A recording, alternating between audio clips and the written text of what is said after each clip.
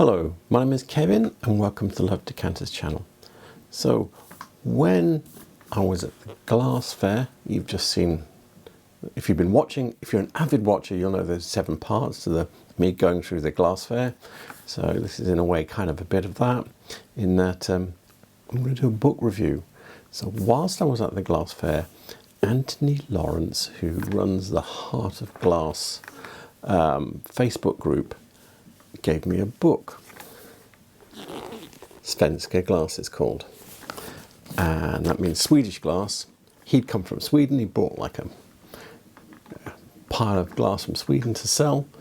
We did also buy some of that, or at least my wife did. And yeah, so this is a 440-page book.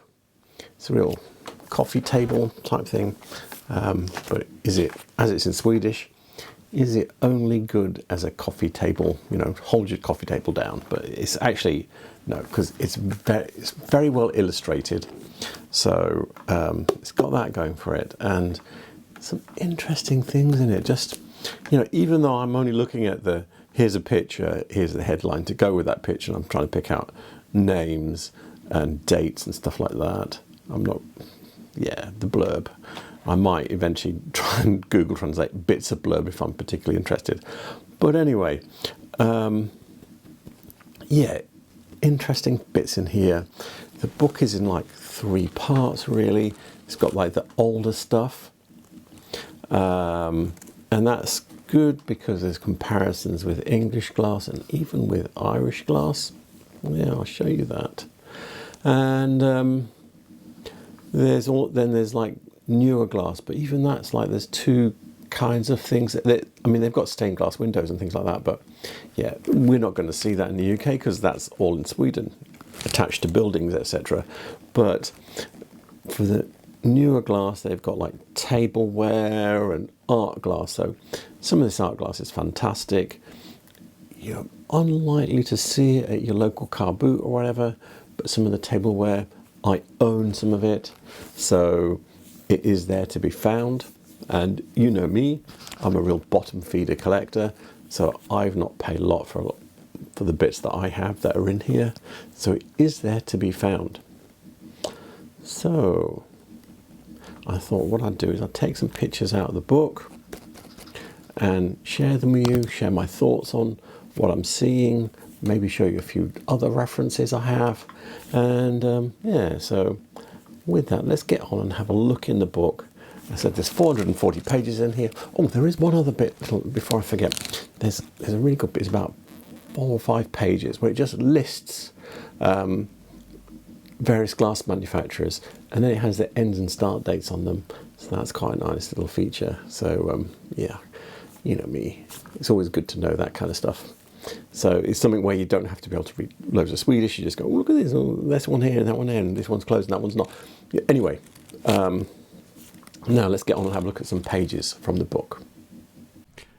We're starting on page 31 with this picture here. It's got 3 carafes. Now, I think this is a decanter. A lot of Irish decanters that look a bit like this are not fitted for a stopper. The stopper just plonks into the top and is not tight. And I think this is of that kind. This is like, it says these are from the 1800s. I know that this type of ware was made well into the 20th century. Lots of people also, I think, because I've been looking through some of the catalogues, and I think some people stopped making it, and then some people were kind of like doing repros of it. So that's one thing you have to be careful about. Bottles that look a bit like this look like they're 18th century, and they're not, because if they're Scandinavian, they were originally making them in the 19th century, and then they were reproing them in the 20th century. This one here is interesting too, because this is virtually a copy of something Soweby's did at the end of the 1800s, and I can show you it in the catalogue. So let's break away from here and I'll show you a couple of references that I have. the first reference I have I'm going to use is my own website, Irish Glass. Go into here, molded decanters. If we scroll down, scroll. Yeah, we've got these ones here. I've got some references for them as well. So we've got some book references, so we know we're all good for that. Okay, now the one we were looking at is a bit more tapered than these. But let me show you this one. This one's clearer. This one's not molded so tightly, so it doesn't show up quite so well, but this one is. So here we go.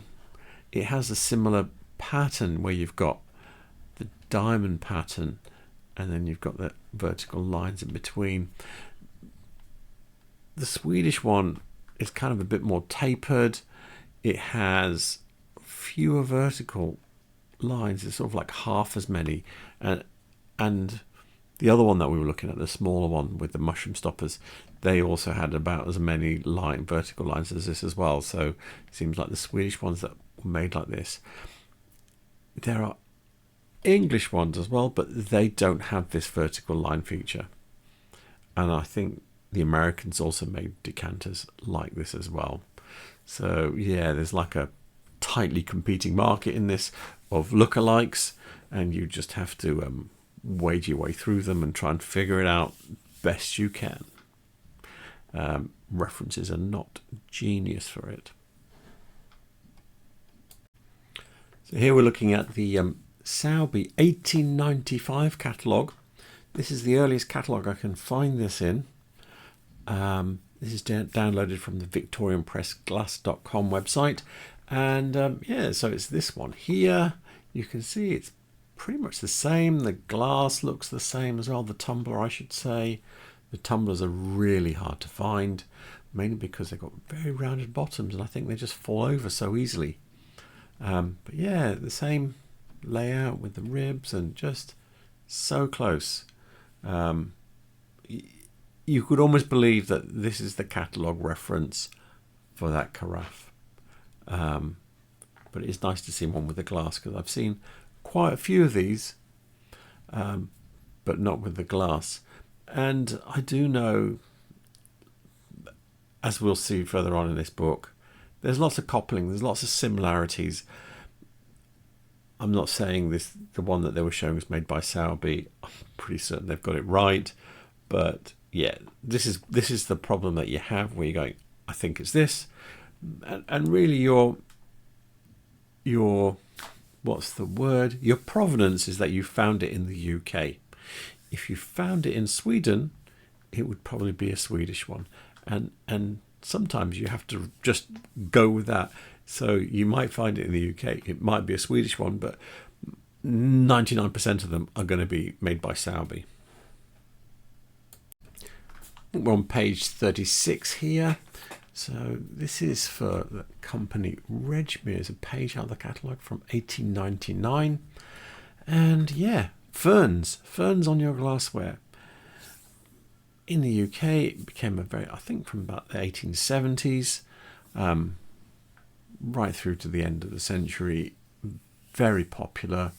I'm going to bounce away from this, and we'll go back to the Sowerby catalogues. I've gone through, picked out a few ferny bits, and you'll see the scale. So I've got different years here. Where am I going? Here we go.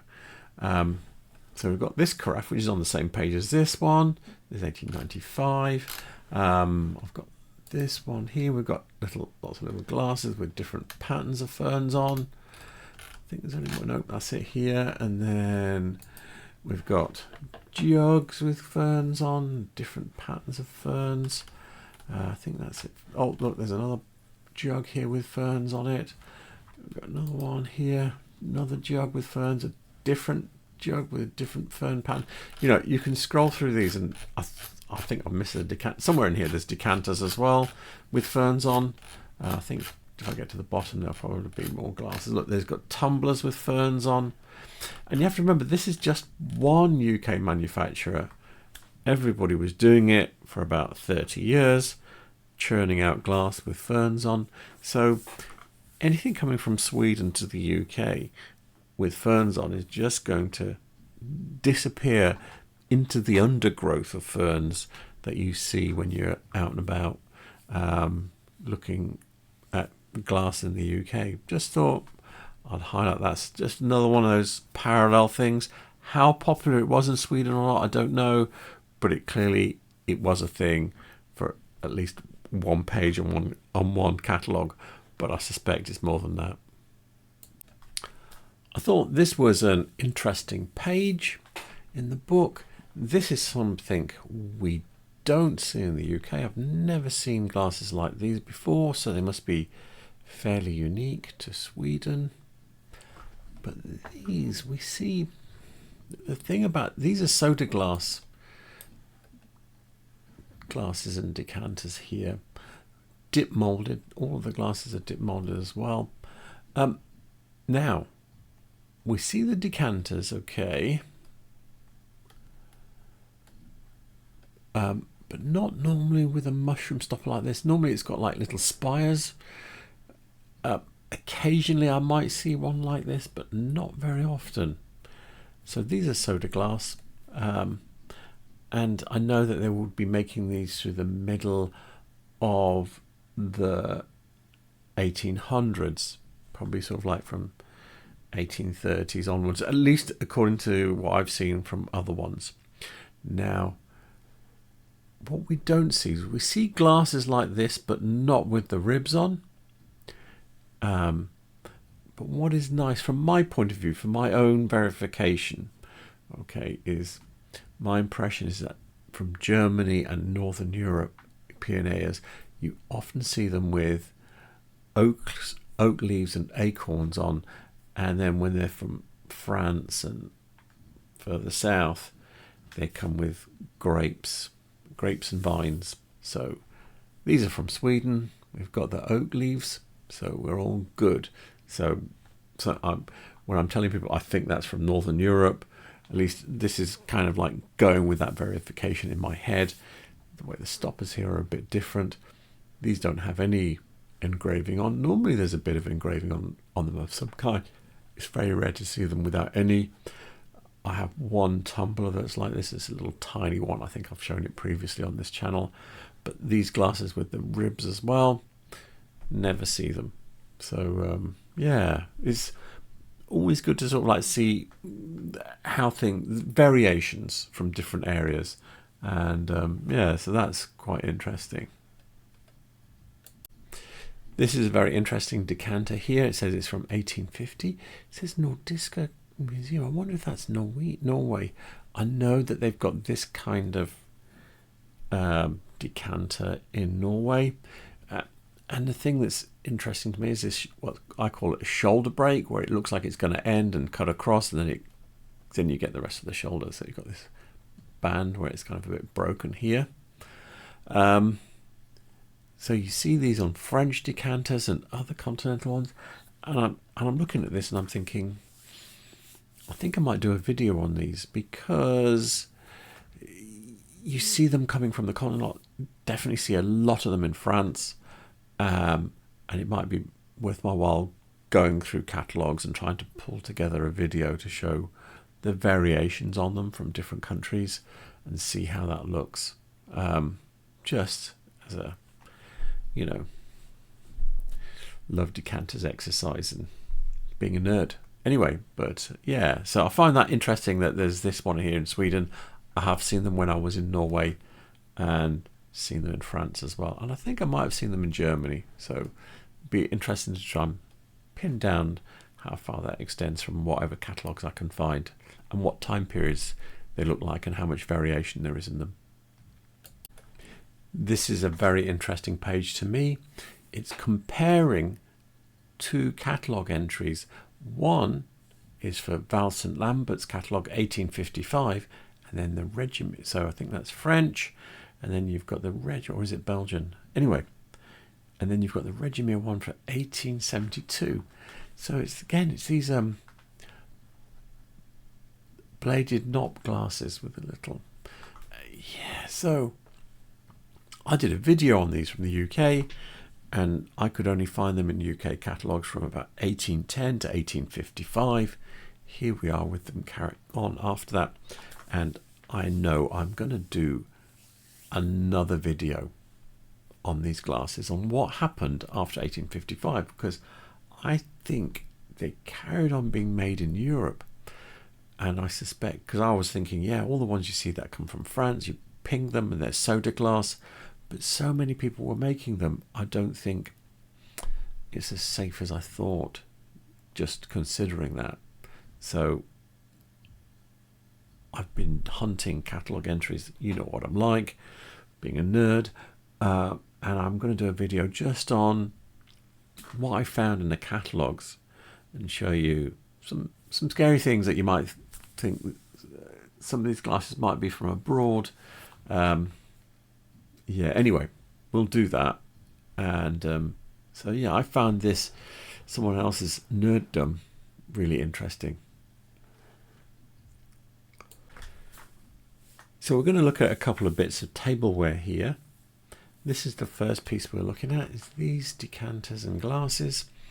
This pattern is called Astrid. It's by Orifice, designed by Simon Gate, from the Sandviks factory, Orifice factory, and it first appears in the 1926 catalogue. Now, let me show you something. Go to my website, and here it is. Yeah, so I'll put the catalogue. I've got a designation G521, and if I click on it, you see how lovely it is. Now, this came off eBay. I didn't pay very much for it. I was more scared. I paid so little for it. I was scared it was going to get broken in the post because it's very delicate. And since then, I've bid on 2 others. I didn't get either of them, and I've bid on glasses as well. So they are out there to be found in the UK, and it's a matter of, does anybody else recognise them? In this case, nobody. Only I spotted it. I was the only bidder, and I think I paid £10 or something like that for this lovely decanter. It's very tall. I mean, how tall is it? I've got on here 14 inches. So you can imagine this is just like really long. It's about 9 inches of really slim glass there. So yeah, so that's a really lovely thing. And then let's move on and have a look at the next page that we're going to look at.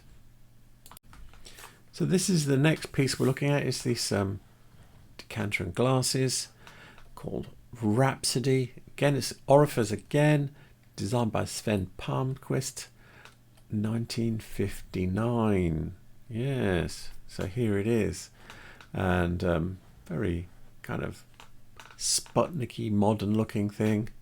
And again, back to my website, I have 4 of these decanters. I have some glasses as well. I did have another one and some grey glasses, but I gave them away as a present. But yeah, and these decanters that I have, they're different sizes. So I have the one at the back is actually a bigger one, and you can see, you can see it more clearly on this one here. If I do this, you can see this is like quite stumpy because the body of this is bigger and the body of this is shorter, so it's got a longer stopper. So, but they are actually the same height when you put them next to each other, just because this stopper's got a longer stem on it. But yeah, so, and I think I'm right. Yeah, in fact, I've said the same thing. Thank goodness for that. Sven Palmqvist, 1959, and I've got the patent number and everything here. So yeah, these all came off eBay. I think I bought them all separately. I bought the glasses separately as well, and I had another one and grey glasses that I gave away as a Christmas present to somebody. So yeah, these are there to be found. And as I said, as you know, I'm always looking to. I've seen others, but they've always got away from me. I think they're really such a, for the time period, such a of that period, it's kind of, yeah, you'd be watching something like Endeavour and see someone using decanters like this, and they're thinking they're cool. Yeah. Anyway, so that's the end of the tableware I'm going to show you from the book. I'm going to show you some of the art glass that's in the book. So this is the kind of thing where you either go to if you've got deep pockets, you either go to a glass fair or some really fancy fair in Chelsea or Olympia or something, where you might have choices of this kind of glass. So this is the first lot. It's got a few different. Who's this one by? I'm not actually trying to read this one. I'm not even sure who it's by. Yeah, this one's by Orifice, and this one's by Orifice as well. And you can see there's like layers, and I don't know how they would put these. These look like they've been added in somehow.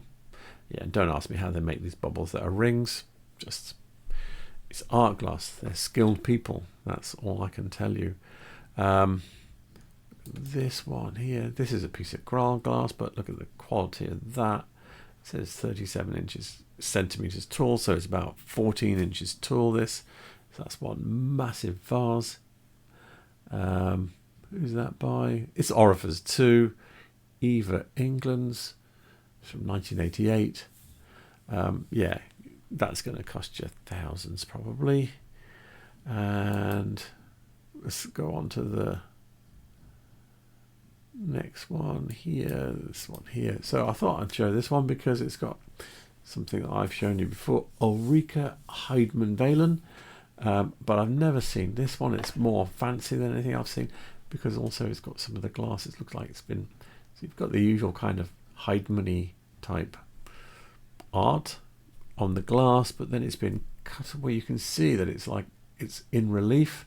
So this has all been, looks like you've got the pictures, but then everything else has been acid etched away to bring the pictures out into relief on this. So this might be only be a one-off or just a few of them made.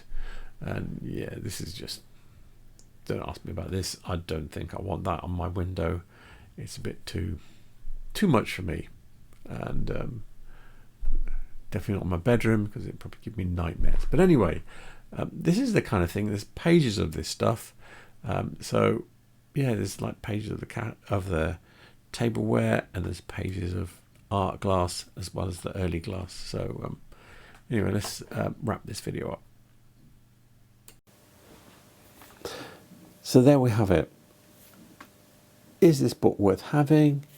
Yes, it is, because it's got little bits in there that you can use. You can't read all the text, but there's masses of pictures in it. So if you're picking up a foreign language book like this, flick through it. If it's got lots of pictures, then it's going to be useful because it's going to show you things that probably are not referenced very well in the UK and may pop up from time to time. So yeah, I'm pleased to have it, and I'm probably going to flick through it several more times just to get what's in it in my head a bit. And as I said, the only bits I'm going to read is the little notations next to it, trying to find out who made it, if there's a designer, and what year it was made, etc. So, yeah, and also it's given me that reference between the UK and other countries, and trying to pin down variations between countries that I try to do, because there's some stuff that you can go, yeah, that's continental, but there's variations on the continent on how things are done as well. So yeah, it's been handy for that. So I will give you the book description, everything in the title below. There's no single author. Each section's got different authors, so I'm not going to list all those out, but I think I might give you the ISBN name on it. My cat's going crazy in the background. I don't know why, but as long as he's not brought a mouse in, that's fine. He stops. I don't think he has. So anyway, I'm going to wrap this up. Thank you for watching. Please remember to like and subscribe because it helps my channel. Have a good night. Good night.